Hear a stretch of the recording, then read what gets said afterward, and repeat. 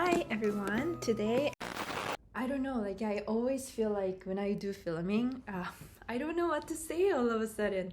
And I'm not like that when I'm in person with other people. So usually I go to a working space and there I work at a desk and then I always put one book that I'm reading at the time.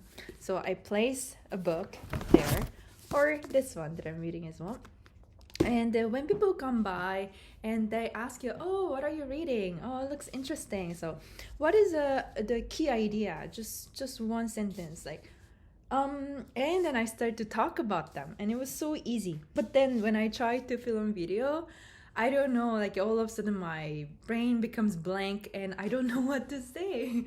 So I think about, okay, I need to do well, and there's this pressure that I put upon myself and I all of a sudden don't know what to say. So I think many of you had similar experiences when you're doing presentations or maybe filming a YouTube video like this. So what I want to share today is how to overcome that, how to overcome this like a social anxiety or some sort of I have to perform better. I have to be the top performer. That kind of the perfectionist mindset, the attitude that you have when you're doing this kind of presentations. My inspiration for today's video is actually coming from an acting class that I started to take. And to be honest, I'm not in the acting industry. I don't have any aspirations to become an actor or actress. But it'll be interesting because I went to a university alumni event that they had a workshop, so I signed up, and it was about public speaking and personal branding. So at the time, there was this guy, Jesse Johns, and he is a public figure. He is a television personality, and so he was saying that a lot, actually 90% of people who sign up for an acting class, they don't have an aspiration to become an actor, but they just want to improve themselves or have a different experience and different challenges that they want to overcome. They might want to become a better public speaker. They might want to feel better in speaking out their voice, and they might want to work on maybe tone of the voice and maybe the energy of the voice, projection of the voice in an auditorium, kind of things like that. So and then it said like it was a very transformative experience for him, and it got me excited. You know what? That's the thing that I wanted to do. So I signed up right away, and I started last Tuesday, a few days ago actually. And my experience was enlightening. It was an enlightening experience. The reason is that, well, I feel like it has an emotional healing quality to this kind of acting class. So what I didn't know about acting was it's actually being you. It's not trying to become somebody else, and it's not trying to imitate something or someone who is very different than you. The acting class that I'm going to, they're teaching a theater, acting in a theater. It's a bit different than television acting, where there's a scene by scene and you act a little bit and then you take a break and you act a little bit and take a break. The theater has a continuity. There's a story, there's interactions, and it's more like real life.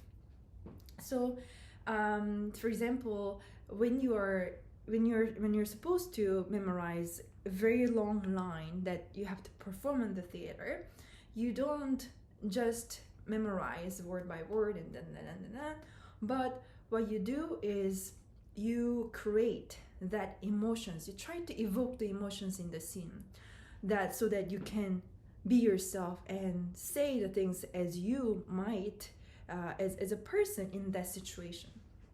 So what I asked the instructor, who is a very well-known playwright, and that's what he said when I asked him. So when we did improv at the first session, I was just being myself, and I just put myself into a certain situation again, and then I was just being me. And over time, I guess I will learn to become a different character. I will just imagine I'm this person, I'm doing this and that and that and that, and then I'll act this way. But his answer was, you never, you will always play yourself. You'll be never playing a monster, or you'll be never playing something completely bizarre. You're not gonna be playing animals and stuff like that in the theater most of the time.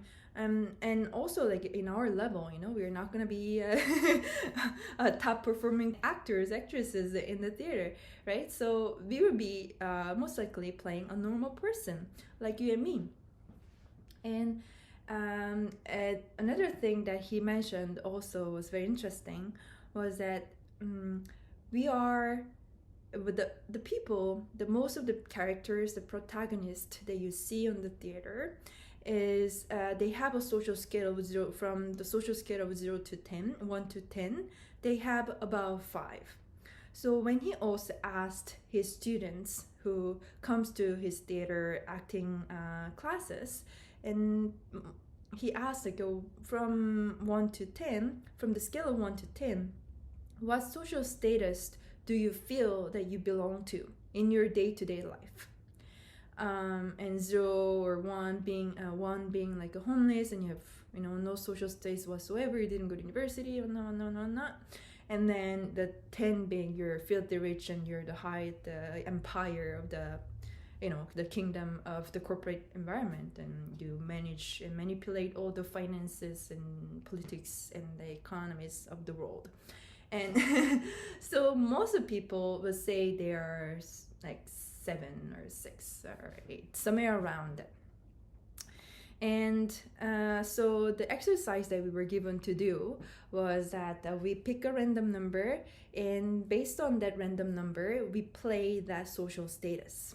So it'll be just me, but in that social status. So we did improv on that. It was very fun. And I didn't think I did particularly well. I just being boring myself. I don't know. But yeah, so I asked the instructor at the end of the class. So my understanding, my first impression about acting is that over time, is that at the first class I was just being me in that social status, but in over time I will learn to take on different character and become a different person, and then I play that character.